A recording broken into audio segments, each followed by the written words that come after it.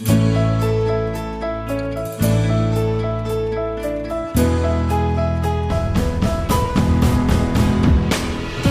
Dave Fiore, the founder and CEO of Fiore Communications, and this is a special update episode of How I Got Here.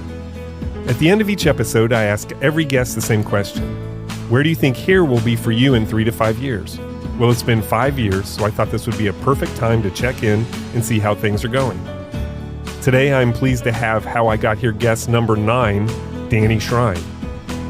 Hey, Danny. Hey, Dave. Glad to be here. Thanks for being here. Good to see you.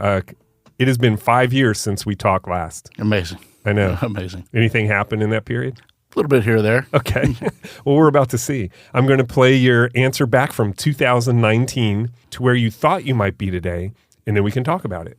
All right? Let's ride. All right, here we go. All right. Well, let's see. 3 to 5 years from now, I'll have a high schooler and a middle schooler. One of the things in Rotary that we've become open to is Rotary Youth Exchange. We hosted a kid from Finland last year. So the world has opened up to my sons. They both have an interest in doing that. So I think it'd be great if 5 years from now, I wonder what my son's doing over in Spain or, in Brazil on his exchange and the adventures that he's got. I think that our business will continue to thrive. And I think that I'd like to continue to be somebody that offers my experiences and my ability to communicate them to help others see fulfillment in themselves. This situation notwithstanding, I don't mind having a microphone from time to time, and you've seen me speak, and it is fun when you're expressing yourself about something you care about, and you can see the buy-in that everybody else's face has, and having people thank me for the words that I've used.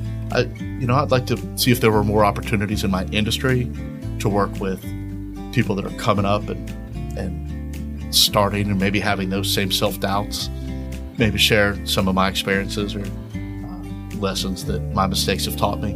I'd like to travel to a lot more places. My wife and I already like doing that. We've been to a few places, but now we've got some pretty adventuresome trips on the horizon. So we're going to Finland to visit the family of the exchange student that lived with us, but they advised us not to come until February when they've had a proper snow.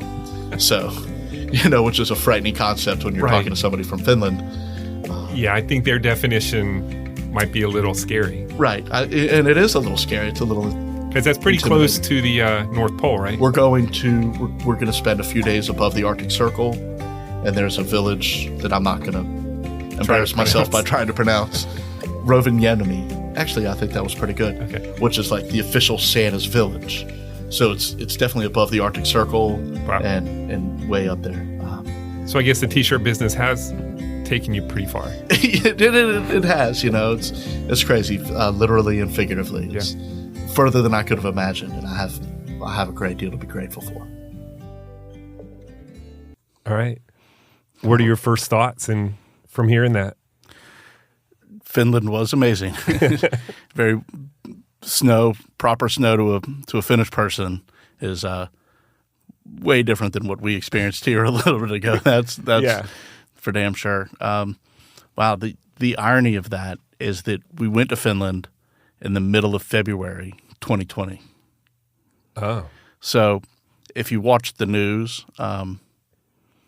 things were starting to get kind of interesting in different parts of the world, and through Rotary Youth Exchange, knew somebody in Milan, which was the epicenter of the coronavirus outbreak in Europe. Yeah. They went really bad, really fast, and really first. So anyways, there were just inklings of COVID on the horizon at that time, but nothing anybody here was thinking about at all. We had been to New York for the Christmas before that, Christmas 2019, and Tracy and one of our sons came home sick with a weird disease that, didn't test positive for anything else. But they tell us COVID wasn't here yet, but we don't believe. Wow.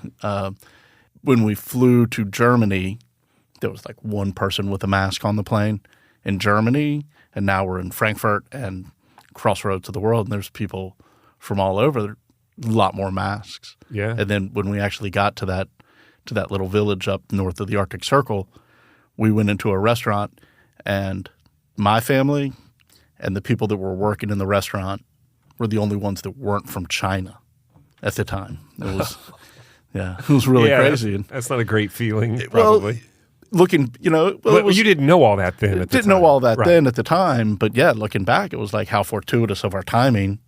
So, anything else about your thoughts about 5 years or what you wanted to do that makes you think, one way or the other about anything? Well, it was kind of cool hearing that again.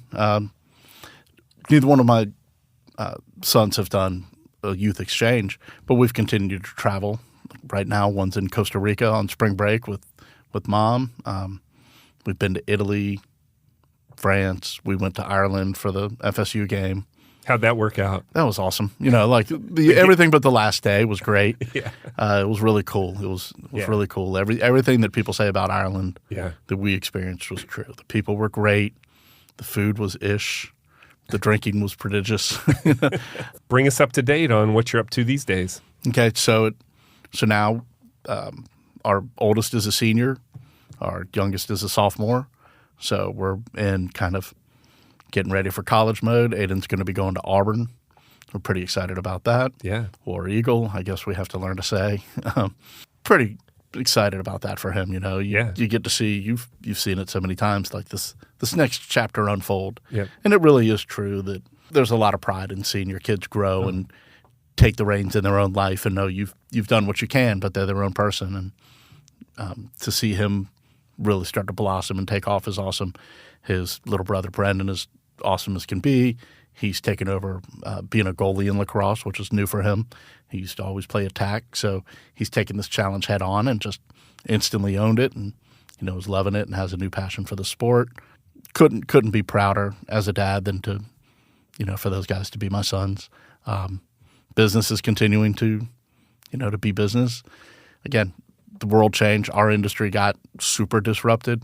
And now again today, we are in a business that relies on international trade. A lot of the products that our consumers use, that our clients buy, are made in China or other parts of the world. There's not alternative U.S. producers of a lot of the things that we sell. And I have some opportunities at work that continue to be fulfilling in the regard of like watching people's lives grow. Mm-hmm. Because as a business owner and with several dozen employees, we're at different stages in different people's lives all the time. There's some people who have grown a lot, who I've seen since we sat down that have worked for me but are now in completely different roles, have, just blossomed into greater expressions of their own potential. And, and being witness to that and it is great. Being part of that. Well, if you say so. Yeah. I think they would probably say so. I'd appreciate it if they felt that way. It'd be cool. I'm at least, again, I'm there while it happens, and if I'm not standing in its way, then I guess I help a little bit. But I don't mind trying to offer advice, whether requested or not. What's been the biggest surprise for you over the last 5 years? Anything you can think of? Well, obviously the biggest is COVID. Right. That transformed so many things for so many people, changed the relationship that people have to work. For sure. All right. Which has just been a challenge in leadership. You have to learn different communication styles, have to realize that what motivated people and what helped people become the best versions of themselves in your employment is much different than it was 10 years ago, way different than 20 or 25 years ago. And I say this as if I'm doing most of it when it's really Tracy. Right. Give the credit where it's due. We do everything together, but she's the rock star and the boss lady of the company. What have you learned most about yourself over the last 5 years? I got a long way to go on this journey. I shouldn't spend too much of that time beating myself up over, things in my own head. Mm-hmm. But I've still got a lot of room to grow and a lot to learn. Still really excited about learning, reading, experiencing new things. I guess I've also learned that being driven by empathy and understanding the importance of other people's feelings is part of who I am. And, sometimes that can be a detriment, but I'll take it. Yeah. All right. Well, Danny, thank you for giving us an update and sharing your ongoing journey with us. It is always great to see you. To our listeners, if you have not already, I encourage you to listen to Danny's original episode. It will put some context to this conversation and add some additional insight into his journey. You can listen right here or at tallypodcast.com. Thanks for supporting this podcast and connecting with your community. We'll see you next time.